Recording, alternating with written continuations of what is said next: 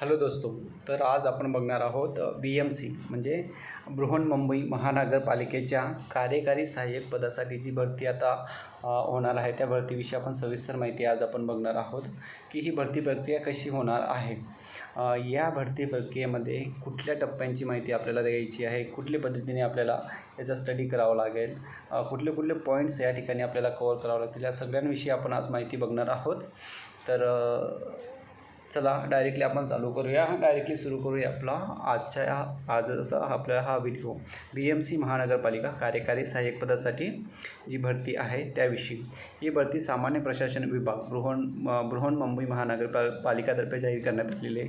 तर आजच्या या आपल्या व्हिडिओमध्ये आपण काही टॉपिक्स कव्हर करणार आहोत, म्हणजेच पदांची माहिती घेणार आहोत की कुठल्या पदांसाठी भरती प्रक्रिया असणार आहे, यासाठी शैक्षणिक पात्रता काय असणार आहे, या सगळ्या विषयी आपण आज या सगळ्या शैक्षणिक पात्रता काय असणार आहे. ओके. परत भरती प्रक्रियेसाठी आवश्यक समाविष्ट असलेले टप्पे कुठले असणार आहेत याविषयी आपण आज माहिती बघणार आहोत. महत्त्वाच्या तारखा काय असणार आहे, अर्ज कसा करावा याविषयी आपण या संपूर्ण व्हिडिओमध्ये माहिती बघूयात. बृहन्मुंबई महानगरपालिकेच्या कार्यकारी सहाय्यक पदाची भरती. तर पहिला टॉपिक आपण बघूयात की बृहन्मुंबई महानगरपालिकेच्या कार्यकारी सहाय्यक पदासाठी कुठली प्रक्रिया आहे, म्हणजे पदांची माहिती आपण याविषयी माहिती बघूयात. पदाचं नाव काय आहे, ही जी भरती प्रक्रिया आहे सामान्य प्रशासन विभागातर्फे जे रिक्रुटमेंट सुरू करण्यात आलेली या पदाचं जे रिक्रुटमेंट आहे, कुठली पद आहे तर या पदाचं नाव आहे कार्यकारी सहाय्यक पद. यालाच पूर्वी आपण लिपिक असे म्हणत होतो, पण आता त्या लिपिक या पदालाच कार्यकारी सहाय्यक पद असं म्हणण्यात आलं आहे. एकूण पदांची संख्या, ही जी रिक्रुटमेंट आहे याच्यात एकूण पदे आहे 1846, म्हणजे 1846 1846 पदांसाठी ही भरती प्रक्रिया असणार आहे. आणि यासाठी जी वेतन श्रेणी त्यांनी लागू केलेली आहे, या वेतन श्रेणीमध्ये 25,500 तर 81,100पर्यंत वेतन श्रेणी या आपल्या कार्यकारी सहाय्यक पदासाठी त्यांनी देण्यात आलेली आहे. ही झाली पदांची माहिती. पुढे आपण बघूयात की शैक्षणिक पात्रता यासाठी काय असणार आहे. बृहन्मुंबईच्या सहाय्यक पदासाठी जी शैक्षणिक पात्रता आहे, सर्वसाधारण शैक्षणिक पात्रता. उमेदवाराकडे संबंधित पदासाठी मान्यताप्राप्त संस्थेतून उच्च माध्यमिक शालांत प्रमाणपत्र म्हणजे 12वी किंवा तत्सम परीक्षा उत्तीर्ण असणे आवश्यक आहे. नोटिफिकेशनमध्ये याविषयी सविस्तर माहिती त्यांनी दिलेली आहे. इंग्रजी आणि मराठी भाषेचं कौशल्य त्यांच्याकडे असणं आवश्यक आहे. उमेदवाराने इंग्रजी आणि मराठी भाषेतून 100 गुणांची परीक्षा उत्तीर्ण झालेली असावी. यासोबतच त्यांनी ग्रॅज्युएशन पण केलेलं असावं. ग्रॅज्युएशनसुद्धा या क्वालिफिकेशनचा एक पार्ट आहे. तर सविस्तर माहिती आपल्या नोटिफिकेशन BMCमध्ये आहे. मी हे संपूर्ण माहिती PDF तुम्हाला माझ्या टेलिग्राम चॅनलवरती प्रोव्हाइड करून देईल. टंकलेखन कौशल्य म्हणजे जे टायपिंग स्किल आहे ते पण तुमच्याकडे असणं आवश्यक आहे. मराठी इंग्रजी आणि मराठी टंकलेखन परीक्षेत प्रत्येकी 30 शब्द प्रति मिनिट टायपिंग वेगासह उत्तीर्ण असणे आवश्यक आहे. हे नोटिफिकेशनमध्ये तुम्ही सविस्तर माहिती याविषयी बघू शकतात की आपल्याकडे जे टायपिंग सर्टिफिकेट असणे ते 30 शब्द प्रति मिनिट असणे आवश्यक आहे. संगणक ज्ञान म्हणजे उमेदवाराकडे MSCIT प्रमाणपत्र असणे आवश्यक आहे. म्हणजे जर तुमच्याकडे MSCIT प्रमाणपत्र नसेल, पण ज्यावेळेस तुम्ही सिलेक्ट व्हाल, ही पूर्ण प्रोसेस झाली आणि तुम्ही जर सिलेक्ट झाला तर तुम्हाला 2 वर्षाच्या प्रमाणपत्र त्या रिक्रुटमेंट प्रोसेसवाल्या HR कडे सबमिट करावं लागेल.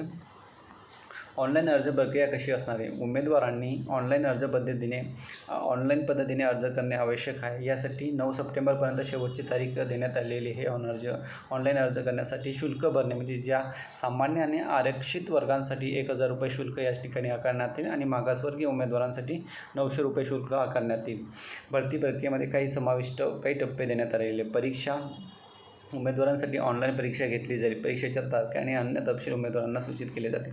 परीक्षा ही ऑनलाईन पद्धतीने घेण्यात येणार आहे. ज्या पद्धतीने बँकिंगची परीक्षा होते त्याच पद्धतीने ही परीक्षासुद्धा तुम्हाला ऑनलाईन पद्धतीने द्यायची आहे. नॉर्मलायझेशन प्रक्रिया म्हणजे ज्या पद्धतीने बँकिंगमध्ये नॉर्मलायझेशन प्रक्रिया असते तशीच नॉर्मलायझेशनची प्रक्रिया या ठिकाणी असणार आहे. म्हणजे एखादी एक्झाम अनेक सत्रांमध्ये घेतल्याने परीक्षेच्या नॉर्मलायझेशन पद्धतीचा वापर केला जाईल. त्यामुळे प्रत्येक सत्रामध्ये परीक्षेची जी एकसारखी काठिण्यता राखली जाईल. म्हणजे परीक्षा ही वेगवेगळ्या स्लॉटमध्ये होणार आहे.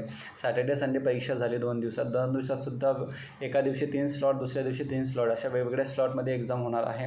तर त्या एक्झामची काठिण्य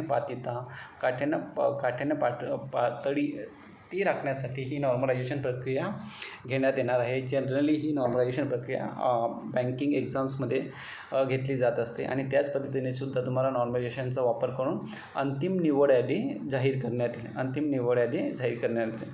ऑनलाईन अर्ज प्रक्रियाची जी तारीख आहे सुरू होण्याची म्हणजे 20 ऑगस्टला ऑलरेडी ही तारीख स्टार्ट झालेली आहे आणि 9 तारखेपर्यंत म्हणजे 9 सप्टेंबर 2024 रात्री 12 वाजेपर्यंत तुम्हाला अर्ज करता येईल.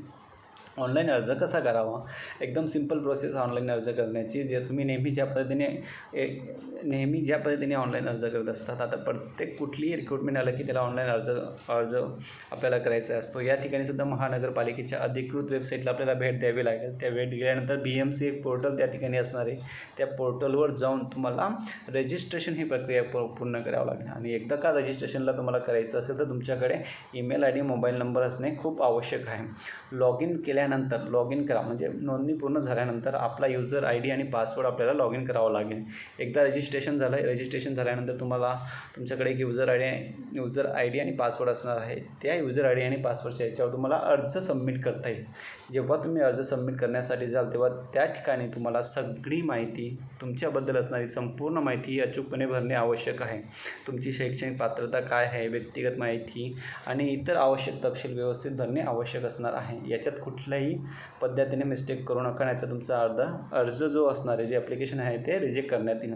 ऑनलाईन अर्ज कसं करावं? आताच मी तुम्हाला काही गोष्टी पूर्वी सांगितल्या. म्हणजे डॉक्युमेंट आपल्याला या ठिकाणी अपलोड करायचे आहे. ऑनलाईन अर्जामध्ये स्कॅन कॉपी अपलोड करणं इम्पॉर्टंट आहे. आपले शैक्षणिक प्रमाणपत्र सर्टिफिकेशन जे असेल, टायपिंग सर्टिफिकेशन जे असेल, ओळखपत्र, तुमच्याकडे पॅन कार्ड, आधार कार्ड जे काही असेल ते व्यवस्थित स्कॅन करून ते आपल्याला अपलोड करावे लागणार आहे. फीस जी आपण या एक्झामसाठी जी ऑनलाईन पद्धतीने जी फीस भरणार आहे, जी सामान्य आणि आरक्षित वर्गासाठी 1000 रुपये असणार आहे आणि मागासवर्गीय उमेदवारांसाठी 900 रुपये असणार आहे. तीसुद्धा आपल्याला ऑनलाईन पद्धतीने करता येणार आहे.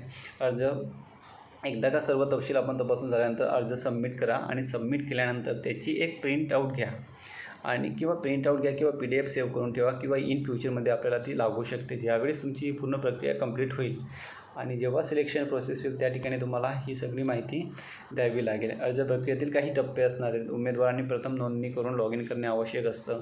अर्ज भरणे, दस्तावेज अपलोड करणे म्हणजे रजिस्ट्रेशन इम्पॉर्टंट आहे. त्यानंतर लॉग इन तुम्हाला करावं लागेल. आपले डॉक्युमेंट्स अपलोड करावे लागतील. योग्य माहिती आपल्याला भरावं लागेल. त्यानंतर ऑनलाईन परीक्षेची जी फीस आहे ती आपल्याला फीस भरावी लागेल. फीस भरल्यानंतर अर्ज आपल्याला सबमिट करावा लागेल.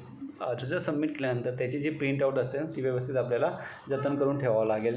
या पद्धतीने सगळी माहिती आपण या रिक्रुटमेंटमध्ये बघितली आहे की आपली जी BMCची जी रिक्रुटमेंट आहे सहाय्यक पदासाठी, कार्यकारी सहाय्यक पदासाठी जी भरती आहे त्याविषयी आपण आजचा हा व्हिडिओ बघितला. तुम्हाला पूर्ण रिक्रुटमेंटची जी माहिती आहे ती संपूर्ण माहिती त्यांच्या वेबसाईटवर जाऊन PDF आपल्याला सविस्तर माहिती दिलेली आहे. मी ठराविक गोष्टी ज्या काही इम्पॉर्टंट होत्या त्याविषयी तुम्हाला ओव्हरलूक टाकून दिलेला आहे की या पद्धतीने भरती प्रक्रियेमध्ये इम्पॉर्टंट गोष्टी असणार आहेत. त्याच पद्धतीने ऑनलाईनची जी ते बृहन्मुंबई पालिकेची जी वेबसाईट आहे त्या वेबसाईटला जाऊन तुम्हाला पोर्टल आहे त्यांचं पोर्टल, त्या पोर्टलवर सबमिट करून ही संपूर्ण PDF माहिती तुम्हाला त्या ठिकाणी मिळून जाईल आणि त्या ठिकाणी सविस्तर एकदा तुम्ही ती पूर्ण PDF माहिती बघा आणि मगच या रिक्रुटमेंटला, या जाहिरातीला अप्लाय करा, या पदासाठी अप्लाय करा. विद्यार्थी मित्रांनो, तुम्ही जर या चॅनलवरती नवीन असाल तर तुम्ही या चॅनलला सबस्क्राईब करा, कारण इथून पुढे ही जी प्रक्रिया पूर्ण होणार आहे. आता आपण अर्ज स्टार्ट केलेला आहे. अर्ज झाल्यानंतर या पदासाठी काही वेगवेगळे नोटिफिकेशन्स येतील. त्यानंतर एक्झाम होईल. एक्झामचे जे विविध टप्पे आहेत म्हणजे एक्झाममध्ये काही गोष्टी आपल्याला विचारल्या जातील. बँकिंगसारखी मला वाटतं बँकिंगच्या पद्धतीने ही एक्झाम ऑनलाईन पद्धतीने होणार आहे. तर त्यासाठी काही सब्जेक्ट तुम्हाला दिले, काही विषय दिलेले आहेत. त्यात मराठी व्याकरण दिलेलं आहे, मराठी भाषा आणि व्याकरण, इंग्रजी भाषा आणि व्याकरण, सामान्य ज्ञान आणि बौद्धिक चाचणी असे काही सब्जेक्ट तुम्हाला या ठिकाणी प्रोव्हाइड गेलेले आहेत. यांच्यासाठी एकूण प्रश्न किती असणार आहे, एकूण गुण कसे असणार आहे, परीक्षेचं माध्यम कसं असणार आहे, त्याला वेळ आपल्याला किती द्यायचा आहे, या सगळ्या गोष्टींचा सविस्तर व्हिडिओ मी पुन्हा एकदा घेऊन येणार आहे. त्या ठिकाणी आपण बघूयात की मराठी भाषेचा आपल्याला आणि व्याकरणाचा अभ्यास कसा करायचा आहे, इंग्रजी भाषा आणि व्याकरणाचा अभ्यास कसा करायचा आहे, सामान्य ज्ञान याचा अभ्यास कसा करायचा आहे, बौद्धिक चाचणी आपण कशा पद्धतीने सॉल्व करू शकतो की जास्तीत जास्त आपल्याला जास्त गुण मिळू शकतील, या सगळ्या गोष्टींचा वापर करून ऑनलाईनची जी टेस्ट असणार आहे, ऑनलाईन परीक्षेला जाण्यापूर्वी आपल्याला 10 ते 20 टेस्ट देणं आवश्यक असणार आहे की जे ऑनलाईन पद्धतीने कशा पद्धतीने आपण ते टेस्ट सॉल्व करू शकतो याविषयी आपण सविस्तर माहिती बघणार आहोत. जर तुम्ही या आपल्या चॅनलवरती नवीन असाल तर आपल्या या चॅनलला MPSC जॉब अलर्ट चॅनलला नक्की सबस्क्राईब करा, म्हणजे इथून येणारे सगळेच व्हिडिओ, सगळ्याच रिक्रुटमेंट्समध्ये मी जी काही माहिती देत असतो ती तुम्हाला डायरेक्टली पोहोचेल. आणि जर तुम्ही तुमच्या मित्रपरिवाराला किंवा आपल्या रिलेटिव्सला हा व्हिडिओ पाठवू शकत असाल तर पाठवण्याचा प्रयत्न करा, म्हणजे जेणेकरून ती योग्य माहिती योग्य पद्धतीने त्या विद्यार्थ्यापर्यंत पोहोचेल आणि इथून पुढे सुद्धा येणारी सगळी माहिती त्यांना मिळेल. त्यासाठी मी तुम्हाला सगळ्यांना रिक्वेस्ट करतो, नवीन असाल तर नक्की सबस्क्राईब करा. थँक्यू व्हेरी मच सगळ्यांना. इथून पुढे सुद्धा जो नवीन व्हिडिओ येईल तो लवकरच मी तुमच्यासमोर पब्लिश करण्याचा प्रयत्न करेन. Thank you so much all of you.